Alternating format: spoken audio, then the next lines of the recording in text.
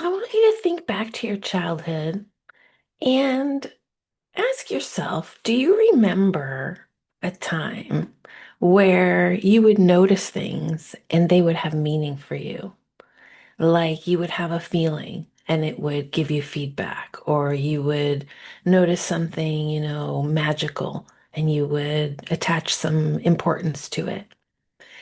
And when you would tell somebody about that, like, oh, the craziest thing happened, I saw this, and then after that, I saw that right away. And, what do you guys think that means?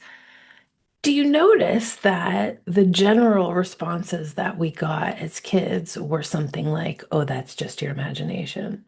Or, yeah, that's, just the way things work in the world. And very few people, if any, ever said anything like, yeah, the universe is, messaging you, or there's a rhyme and reason to the things that you notice. And, what do you make of that? So, what's going on with that? Why is it that kids tend to have this sense of continuity and meaning and notice the signs or coincidences? And then grown-ups tend to neutralize that as though it has no real meaning or importance. In fact, as though it's made up. What do we learn from that? Well, now that I work with the mind and I work with hypnosis and the subconscious, what I think is happening with that is that we are, as we are aging, talked out of our subconsciousness. We are talked out of our intuition. Why? Well, because it makes us very powerful if we keep it. And moreover, many people just don't know what it is and don't understand it. So, as we're going through our lives, what's happening is we're meeting up with the kind of societal standard, which is the scientific standard, which that's a whole other conversation because there's plenty of science that shows, that the other side also exists. But in general, that's what's happening is we're experiencing the kind of, global belief system which tends towards materialism.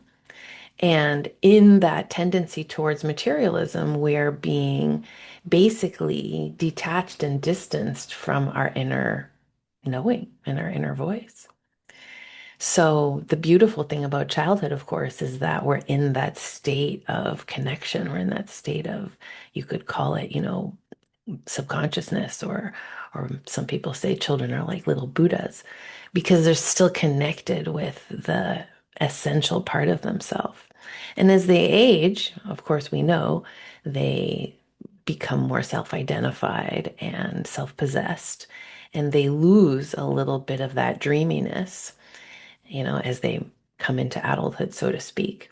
But are they really losing their dreaminess, or are they just getting further and further detached and further removed from that inner knowing? A last thing I could say about it is, where in the education system are we ever taught to cultivate that information or to use it?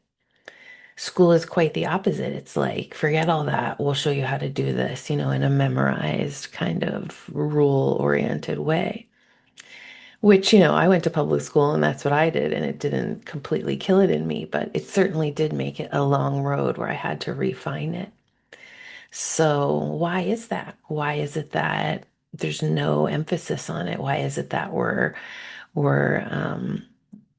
never shown or told, hey, this is something that could be useful for your life and something that can educate you?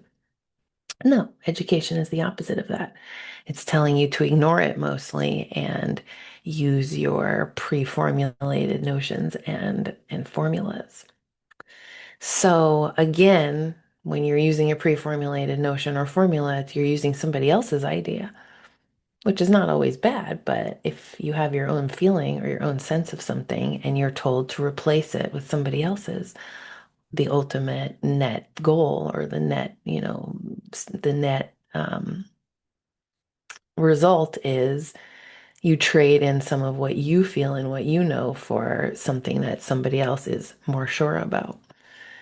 So How we negotiate and how that transaction works over the course of a lifetime is really interesting and worthy of study because at the bottom of it, we can ask ourselves how much of our own deep knowing and our own deep intuition are we trading for the sureness of somebody else's pre-formulated idea?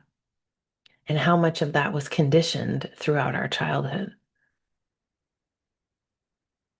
Perhaps that gives you a better sense of what your subconscious is and why it's important and what's been happening with it since you've been a kid.